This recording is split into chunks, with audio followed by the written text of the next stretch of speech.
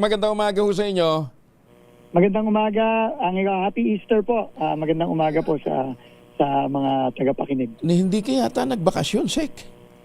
Hindi, nagbakasyon naman po. Nagbakasyon naman po. Bakasyon Ito naman. lang kasi sabi ni Pangulo, kailangan wala tayong aberya sa traffic ngayong pabalik yung mga kababayan natin. Oo. At Sinigurado lang natin itong EDSA flyover. Mabuksan na ngayon. So, ang maganda naman, natapos, awa ng Diyos, natapos po. And bukas na tayo ngayon. So, Okay. pagdagsa ng mga kababayan natin, bukas na ang buong EDSA. Bukas. ang buong EDSA. At ang laki Opo. ng natipid from 17 billion na budget noong panahon ni Secretary Bonoan, magkano yung natapos ngayon, Sek? Hindi po. Yung phase 1 pa rin naman tayo. Oo.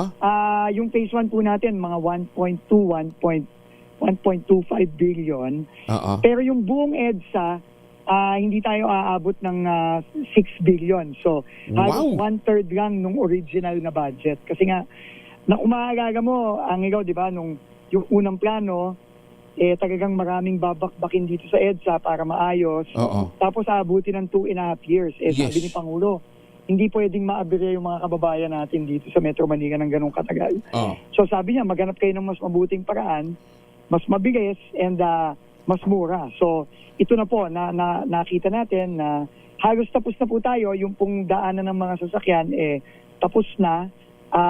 Ang natira na lang po yung pagpapalawak ng sidewalk natin Sidewalk. para sa mga pedestrian natin saka sa mga biker. 2 months So, advance ano po, na? ahead tayo ng mga 2 months. Wow! Ahead of schedule tayo ng 2 buwan. Oo.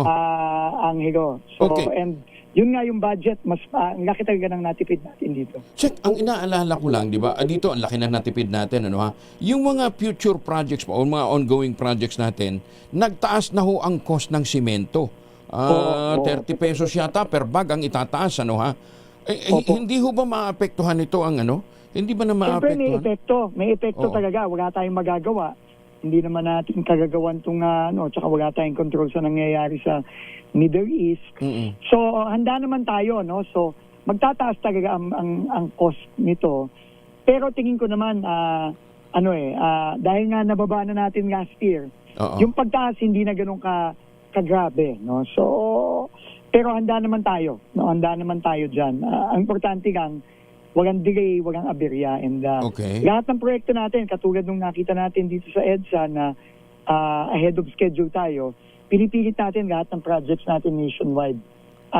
Ganito na rin, no? Ahead of schedule, tsaka maganda yung quality. Ewan ko kung nakita mo na ang yung drone video, siguro papatay ko sa iyo. Ito, pinapakita natin yung ano. Oo, kasi talagang ibang-iba na yung EDSA ngayon kumpara dun sa dating baku-bako at patsi-patsi, sira-sira. And Oo. sisimulan na rin natin yung mula Orense hanggang Monumento para yung buong EDSA, kung ano yung nakikita ng mga kababayan natin ngayon mula Rojas Boulevard hanggang Orense, yun na ang magiging standard natin sa buong EDSA pag natapos. Okay.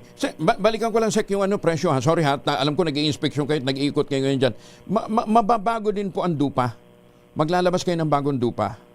Kasi nagmahal ang bakal. Tayo tinatawag na price escalation. Okay. No, ibig sabihin, dahil nga sa biglang pagtaas ng presyo ng langis, syempre may kasamang pagtaas ng presyo ng mga materyales yan. Mm-mm. Kukuha lang ng canvas ng 3 yung ating mga kontratista, ipipresent nila, para naman hindi aabusuhin, di ba? Mahirap naman kasi Correct. pagka ganito, hindi tayo pwede magbago na ng basta-basta. Kailangan, patunayan na talagang tumaas ang presyo. Okay. So, 3 canvas, pagka nakita natin yung 3 canvas na yon, itataas natin. Pero syempre, temporary lang yan. Oo. Kapag bumaba na ulit, hopefully, awa ng Diyos, matapos na yung gulo sa Middle East, pag bumaba ulit yung presyo, babalik tayo sa dati. Oo. Ang bakal ba tumaas din, Sek? Tumaas din. Tumaas din? Wow, lahat. Kasi Tumaas din ang bakal, tumaas ang asfalto, tumaas ang simento, tumaas ang buhangin, lahat tumaas. ano yan, dahil sa shipping cost? Logistics logistics, yung mga delivery cost. Oo. Tsaka lahat din, yung mga components, kasi marami din dyan, imported. Okay. So wala tayong magagawa ganun talaga. Pero Oo. importante, tuloy-tuloy lang tayo. Tsaka yung Opo. quality, kailangan talaga maayos. Ayan. Hindi, tsaka ganda ng pagkakagawa, Sek, kung nakikita namin yung drone. Diba? Tsaka mabilis. Oo. Tsaka kung aalahanin mo, ang trabaho lang natin dito, kung hindi holiday, 10 p.m. to 4 a.m. lang. Correct, araw-araw. oo.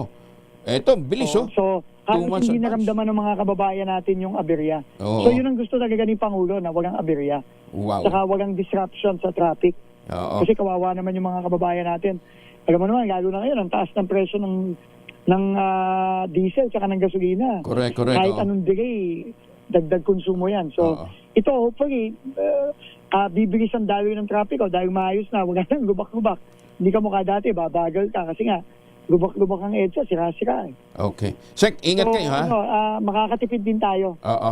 Ingat kayo, Sek, ha? Hindi na namin kaibalahin dahil alam ko ang dami pa nag-aabang Sige ho po, sa inyo basta dyan. tuloy-tuloy lang Ingat. tayo. Nakita naman natin, Ah. pwede naman palang gawin ng ganito. Correct. So, Oo. pati sa ibang mga kalye sa buong bansa, ganito na gagawin natin. Good luck. Ingat ho kayo, Secretary. Magandang umaga. Thank you. And, Happy oo. Easter po ulit. Pahinga din ho Yes, kayo, yes ha? po. Pahinga din ho kayo. Thank you. Salamat po. Si Thank you po. Secretary Vince Dizon ng Department of Public Works and Highways. Maga.